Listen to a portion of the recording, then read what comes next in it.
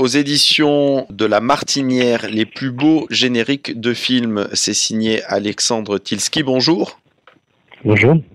Cédric Clapiche, qui signe la préface de votre bel ouvrage, dit qu'en fait le générique c'est une espèce de no man's land narratif, une sorte de sas entre la rue et le début du film, le moment où le spectateur rentre dans le film. Vous avez consacré tout votre ouvrage, d'ailleurs formidablement illustré, à cet objet étrange qu'est le générique de début et le générique de fin.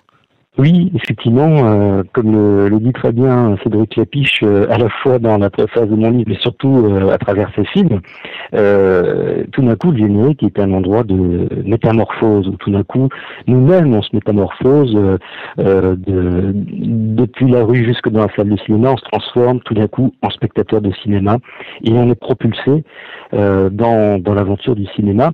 Alors, il y a quelque chose de la figure de proue dans le cinéma, je crois qu'il y a avec le générique, c'est-à-dire que tout d'un coup le générique porte le navire du film, porte tout d'un coup le cap, la perspective d'un film à la manière d'une figure de proue. Et pour moi, effectivement, le générique, c'est à la fois la mémoire et la puissance motrice du cinéma, c'est-à-dire que c'est la tête et les pieds d'une certaine manière.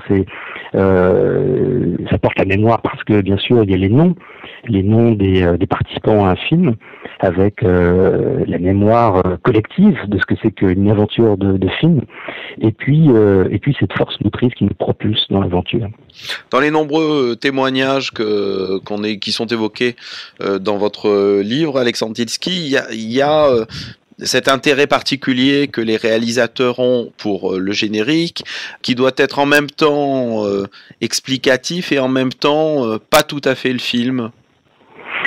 Oui, c'est-à-dire dans le générique, qui est probablement un des plus grands laboratoires audiovisuels possibles et imaginables, parce que tout d'un coup, dans les génériques, on peut à peu près tout se permettre, parce qu'on n'est pas encore tout à fait dans le récit, parce que c'est souvent les premiers instants, on se permet d'être encore dans l'abstraction, dans des choses un peu indécises, fantomatiques, spectrales.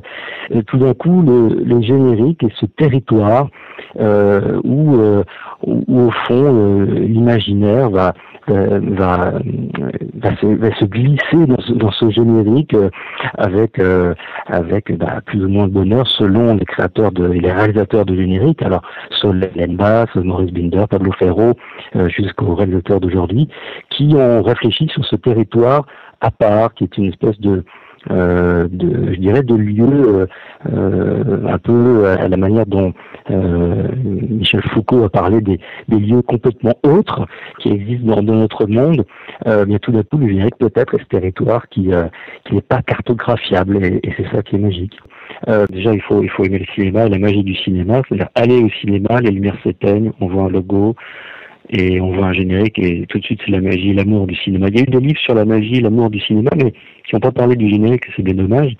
Alors qu'en réalité, ça fait pas un pli. Pour moi, c'est clair que si on aime le cinéma, on aime bien évidemment les génériques. Et puis, dans les génériques, je crois que ce qui m'a plu assez tôt, c'est le fait que souvent, il y a la musique, souvent il y a un travail typographique, et que c'est une espèce de carrefour des arts qui, moi, me bouleversent, c'est-à-dire l'écriture, la musique, l'image et le montage.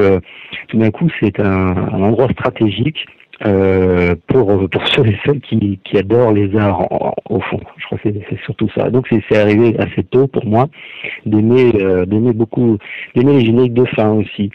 C'est un moment où tout d'un coup on peut sécher ses larmes ou simplement écouter les yeux fermés la musique d'un film, quoi. Et donc c'est un peu tout ça, je pense.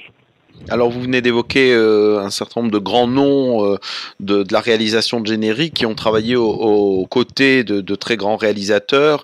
Vous venez de parler de Saúl Bass qui a signé une grande partie des génériques d'Hitchcock. Oui, Saul et Hélène Bass, alors c'est un couple, hein. C'est vrai qu'on dit souvent Saul Bass, mais c'est Saul et Hélène Bass, hein. Ils travaillaient vraiment en binôme.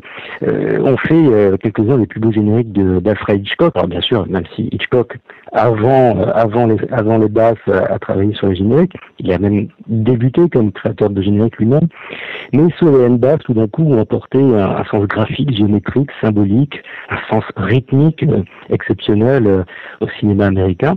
Et puis pas seulement pour Hitchcock, ils ont travaillé aussi pour Stanley Kubrick et puis vers la fin pour Martin Scorsese. Et c'est vrai que ce duo-là, les Bass, on peut dire, ce sont les parents, les doyens, tout d'un coup, le modèle vraiment de tous les réalisateurs de génériques dans le monde aujourd'hui, parce que ils nous ont fait vraiment rêver, ils nous ont donné des promesses de rêve, comme disait Scorsese. Ils étaient au confluent de ce qui fait un bon générique, c'est-à-dire du graphisme, de la musique et du mouvement. Ils venaient eux-mêmes du monde de la publicité et du graphisme. Oui, c'est vrai que le couple Bass a une énorme culture précolombienne, une culture, il collectionnait les arts, il connaissait très bien Eisenstein, enfin, les écrits, il connaissait très bien la musique, surtout Hélène Bass, hein, qui était très quasiment musicologue et qui apportait souvent à son mari un sens rythmique particulier. Et ensemble, donc, dans cette magnifique correspondance des arts que sont leurs génériques, eh bien, oui, ils nous ont réfléchi d'une certaine manière sur notre propre place de spectateur, au point où Bass demandait aux projectionnistes dans les années 50 d'ouvrir le rideau pendant le générique, parce que jusque-là, les projectionnistes laissaient les rideaux souvent fermés dans les salles de cinéma pendant le générique, et Soldat les priait de prière, s'il vous plaît, ouvrez les rideaux, parce que le générique, on a passé du temps dessus et c'est très beau. Autre grand personnage du générique, Alexandre Tesky, que vous mettez à l'honneur dans votre livre Les plus beaux génériques de films aux éditions La Martinière, c'est Maurice Binder, dont tout le monde connaît les fameux génériques de James Bond. Maurice Binder, encore un sacré personnage, effectivement, qui passait énormément de temps à travailler sur les corps nus féminins, notamment pour les James Bond, c'est vrai, mais pour plein d'autres réalisateurs, pour plein d'autres films en Europe et aux États-Unis. Et tout d'un coup, Maurice Binder a été un peu l'inventeur, on va dire, non pas de l'habillage au cinéma, mais du déshabillage des films, d'une certaine manière, puisque la plupart de ces génériques étaient particulièrement érotiques et déshabillés. Et alors tout d'un coup, il déshabillait les intentions d'un film, ou tout d'un coup, il déshabillait le film lui-même pour montrer la chair. Et pas mal de monde ont dit, et la plupart des génériques de Maurice Binder auraient pu être censurés tellement il allait loin dans la représentation du corps et dans le travail sur les filtres, les couleurs, la matière, quoi, qui fait que, bah oui, le générique est aussi une expérience, d'une certaine manière, d'introduction érotique. Voilà, et puis vous évoquez évidemment des génériques formidables, célèbres, même du cinéma français, comme les génériques de Jean-Pierre Jeunet, par exemple, Délicatessen ou Amélie Poulain.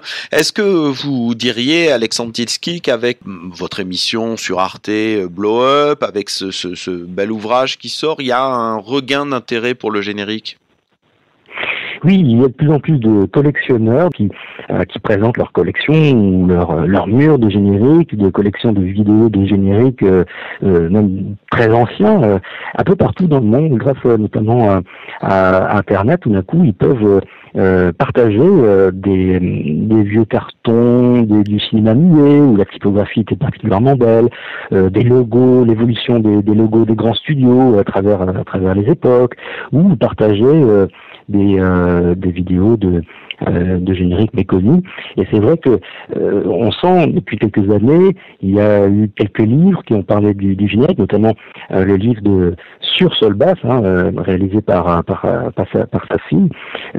Quelques livres comme ça sur le générique. Il y a avec We Love Your Names en France, l'association de défense des génériques de films, de plus en plus d'événements, de soirées autour du générique de films. Les gens se pressent vraiment, et notamment le 22 janvier 2015 au MK de Bibliothèque pour la fête du graphisme, il y aura une nuit du générique pour la deuxième année consécutive, et où tout d'un coup, les vrais fans de cinéma sont présents parce que On regarde les génériques aussi comme des petits courts-métrages. Un ouvrage à découvrir en tout cas aux éditions La Martinière, ça s'appelle Les plus beaux génériques de films, c'est signé Alexandre Tilski, un ouvrage à offrir et à déguster et à mettre sur ses étagères. À bientôt. À bientôt.